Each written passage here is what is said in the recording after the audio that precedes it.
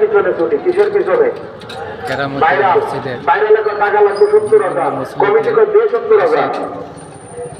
তাদের যে মোটরসাইকেল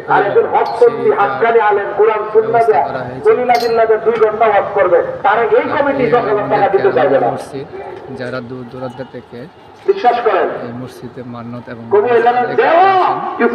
তাদের জন্য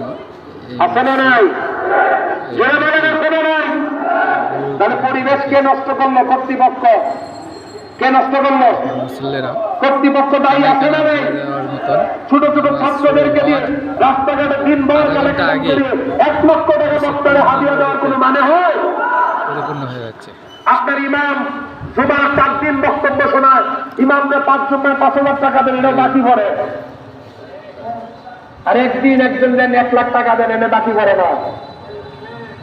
রোগ হয়েছে ভাইরাল হওয়া। কি রোগ? জোরে বলেন কি রোগ?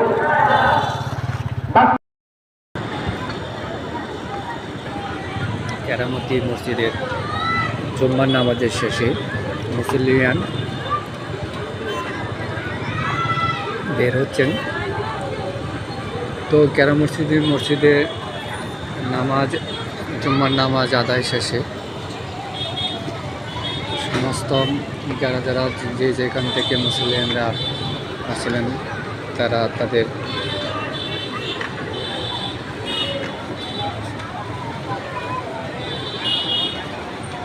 নিজ নিজ অবস্থানে যাওয়া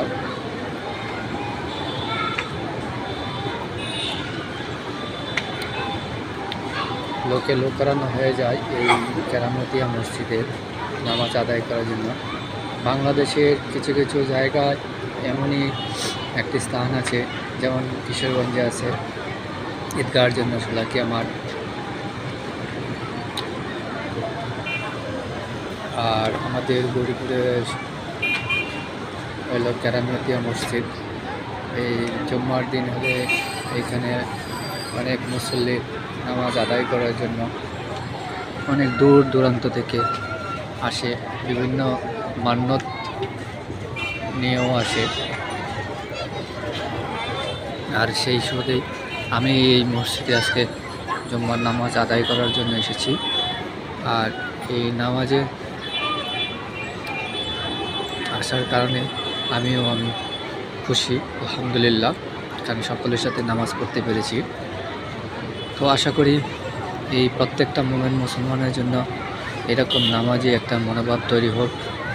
আশা করি সবাই আমার এই কেরামতি মসজিদের যে ভিডিওটা আছে তা দেখে বুঝতে পারবেন যে কতগুলো এইখানে যে নামাজের জন্য মুসল্লিরা আসে দূর দূর থেকে। এইখানে একটু আগে দেখতে পাচ্ছেন এখানে অনেক মোটর সাইকেল আছে, যা আপনারা দেখলে বুঝতে পারবেন যে মোটর সাইকেল দূর দূরান্ত থেকে আসে।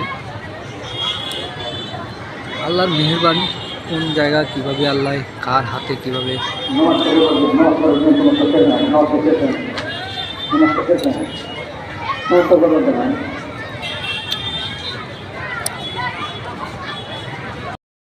عليه وسلموا تسليما اللهم صل على سيدنا مولانا محمد وعلى آل سيدنا مولانا يا نبي سلام عليك على رسول سلام عليك يا حبيب سلام عليك صلوات الله المبروك علينا منثنية بالجبال وجب الشكر علينا ما دعا لله يا نبي سلام على رسول سلام على حبيب سلام عليك